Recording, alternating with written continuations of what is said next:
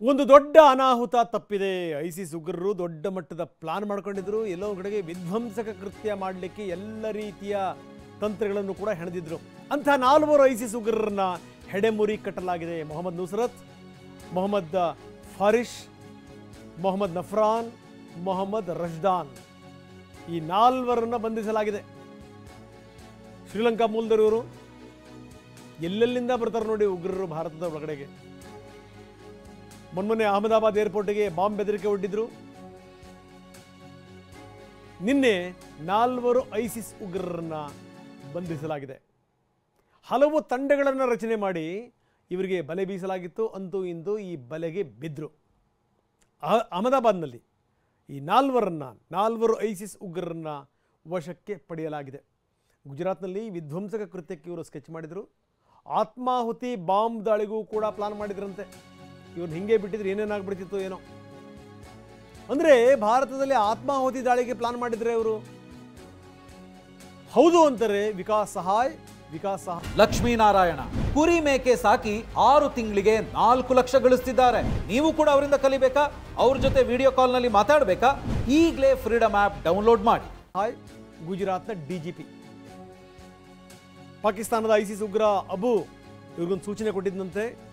ಆತ್ಮಾಹುತಿ ದಾಳಿಗೆ ರೆಡಿಯಾಗಿ ಅಂತ ಒಂದು ಟಾಸ್ಕ್ ಕೊಟ್ಟಿದ್ದಂತೆ.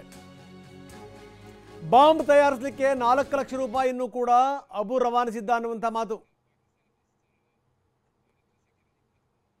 ಅಂತೂ ಇಂತೂ ಇವರೆಲ್ಲ ರೀತಿಯಲ್ಲೂ ಕೂಡ ರೆಡಿ ಆಗ್ತಾ ಇದ್ರು. ಮೊಹಮ್ಮದ್ ನುಸ್ರತ್, ಮೊಹಮ್ಮದ್ ಫಾರಿಶ್, ಮೊಹಮ್ಮದ್ ನಫ್ರಾನ್ ಮತ್ತು ಮೊಹಮ್ಮದ್ ರಜ್ದಾನ್ ಆತ್ಮಾಹುತಿ ಬಾಂಬ್ ದಾಳಿಗೂ ಕೂಡ ಸಿದ್ಧತೆಯನ್ನು ಮಾಡ್ಕೊಂಡಿದ್ರು. ಇವರಿಂದ ಏನೇನು ಸ್ಫೋಟಕಗಳು ಸಿಕ್ಕಿದೆ ಅದು ನೋಡ್ತಾ ಇದ್ದೀವಿ. ಪಾಕಿಸ್ತಾನಿ ಪಿಸ್ತೂಲ್ ಸಿಕ್ಕಿದೆ. ಆ 3 ಪಾಕಿಸ್ತಾನದ ಪಿಸ್ತೂಲ್ಗಳನ್ನು ತೋರಿಸ್ತಾ ಇದ್ದೀವಿ. ಇನ್ನು 20 ಗುಂಡುಗಳು. ಆ ಪಾಕಿಸ್ತಾನ ಅನ್ನುವಂಥ ಒಂದು ಪಾಕಿಸ್ತಾನಕ್ಕೆ ಬೇರೆ ಕೆಲಸವೇ ಇಲ್ಲ. ಎಲ್ಲೆಲ್ಲಿ ಹೆಂಗೆ ವಿಧ್ವಂಸಕ ಕೃತ್ಯಗಳನ್ನು ಮಾಡಬೇಕು, ಹೆಂಗೆ ಮನಃಶಾಂತಿ ಕಡಿಸಬೇಕು. ಈ ಉಗ್ರರು ಅನ್ನುವಂಥವ್ರು ಇದಾರಲ್ಲ, ಈ ಕಲಿಯುಗದ ರಾಕ್ಷಸರು ನೋಡ್ರಿ ಇವರು. ಇವರಿಗೆ ಜಾತಿ ಮತ ಭೇದ ಪಂಗಡ ಯಾವುದೂ ಇಲ್ಲ. ಇದೆಲ್ಲವನ್ನೂ ಕೂಡ ಮೀರಿರೋರು ಇವರು. ಸಮಾಜದಲ್ಲಿ ಶಾಂತಿ ನೆಮ್ಮದಿನ ಹಾಳು ಮಾಡೋದೇ ಅವ್ರ ಕೆಲಸ. ಬನ್ನಿ, ನಮ್ಮ ಪ್ರತಿನಿಧಿ ಹರೀಶ್ ನಮ್ಮೊಂದಿಗೀಗ ನೇರ ಸಂಪರ್ಕದಲ್ಲಿದ್ದಾರೆ. ಹರೀಶ್, ನೋಡಿ ಹೆಂಗೋ ಅಧಿಕಾರಿಗಳ ಅವರು ಕಾರ್ಯೋನ್ಮುಖರಾದರು, ಪ್ಲಾನ್ ಮಾಡಿದ್ರು, ಬಲೆ ಹೆಣದ್ರು. ಈ ಮುಖಾಂತರ ಏನು ಅಂದರೆ 4 ಸಿಕ್ಕು ಬಿದ್ದಿದ್ದಾರೆ. ಏನಾದರೂ ಇವ್ರನ್ನ ಹಾಗೆ ಬಿಟ್ಟಿದ್ದಿದ್ರೆ ಗತಿ ಏನಾಗಬೇಕಾಗಿತ್ತು? ಆತ್ಮಾಹುತಿ ಬಾಂಬ್ ದಾಳಿಗೂ ಕೂಡ ಇವರು ಎಲ್ಲ ಸಿದ್ಧತೆಗಳನ್ನು ಮಾಡ್ಕೊಳ್ತಾ ಇದ್ರು ಅನ್ನುವಂಥ ಮಾತಿದೆ. ಏನಂತೀರಿ?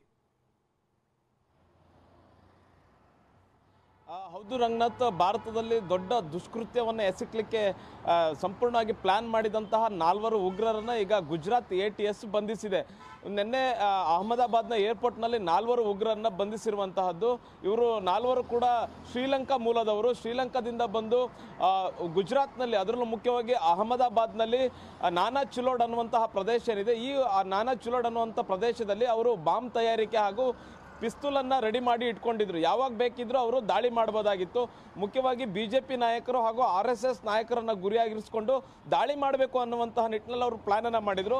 ಇದಕ್ಕೆಲ್ಲ ಮಾಸ್ಟರ್ ಮೈಂಡ್ ಅಂತಂದರೆ ಪಾಕಿಸ್ತಾನದಲ್ಲಿ ಇರ್ತಕ್ಕಂಥ ಐಸಿಸ್ ಉಗ್ರ ಅಬು ಎಂಬಾತ. ಈತ ಇವರಿಗೆ 4 ಲಕ್ಷ ರೂಪಾಯಿ ಹಣ ಕೂಡ ನೀಡಿರ್ತಾನೆ.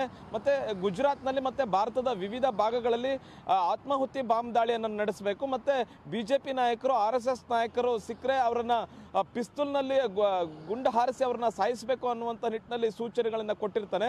ಅದೇ ರೀತಿಯಾಗಿ ಅವರು ಪ್ಲಾನನ್ನು ಮಾಡ್ಕೊಂಡಿರ್ತಾರೆ.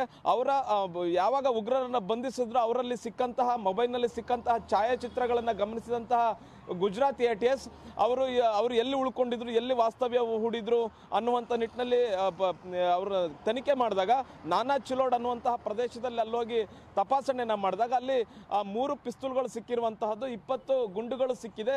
ಮತ್ತು ವಿಧ್ವಂಸಕ ಕೃತ್ಯವನ್ನು ಎಸಗಲಿಕ್ಕೆ ಬೇಕಾದಂತಹ ಆತ್ಮಾಹುತಿ ದಾಳಿಗೆ ಬೇಕಾದಂತಹ ಪರಿಕರಗಳು ಅವ್ರ ಹತ್ರ ಸಿಕ್ಕಿದೆ. ಹೀಗಾಗಿ ಇವರನ್ನು ಈಗ ಸದ್ಯ ಬಂಧಿಸಿರುವಂತಹದ್ದು. ಬಂಧಿಸಿ ಮತ್ತೆ ತೀವ್ರ ವಿಚಾರಣೆಯನ್ನು ಮಾಡ್ತಾ ಇದ್ದಾರೆ. ಮತ್ತು ಇವರಿಗೆ ದೇಶದಲ್ಲಿ ಬೇರೆ ಯಾರಾದರೂ ಪರಿಚಯ ಇದೆಯಾ, ಅವರು ಗುಜರಾತ್ಗೆ ಬರ್ತಾರೆ ಅಂತಂದರೆ ಇಲ್ಲಿ ಯಾರಾದರೂ ಅವರಿಗೆ ಸಹಾಯವನ್ನು ಮಾಡಿರಲೇಬೇಕು. ಹಾಗಾಗಿ ಅವರನ್ನು ಹೆಚ್ಚಿನ ವಿಚಾರಣೆಯನ್ನು ಮಾಡ್ತಾ ಇರ್ತಕ್ಕಂಥದ್ದು. ಮತ್ತು ದೇಶದ ವಿವಿಧ ಭಾಗಗಳಲ್ಲಿ ಈ ಥರದ ಜನರನ್ನ, ಈ ಥರದ ಶಂಕಿತ ಉಗ್ರರ ಆಕ್ಟಿವ್ ಆಗಿದ್ದಾರೆ ಅನ್ನುವಂಥ ಬಗ್ಗೆ ಕೂಡ ಹೆಚ್ಚಿನ ಮಾಹಿತಿಯನ್ನು ಈಗ ಗುಜರಾತ್ ATS ತೆಗೆದುಕೊಳ್ತಿದೆ. NIA ಕೂಡ ಇದಕ್ಕೆ ಈಗ ಎಂಟ್ರಿ ಆಗ್ತಾ ಇದೆ.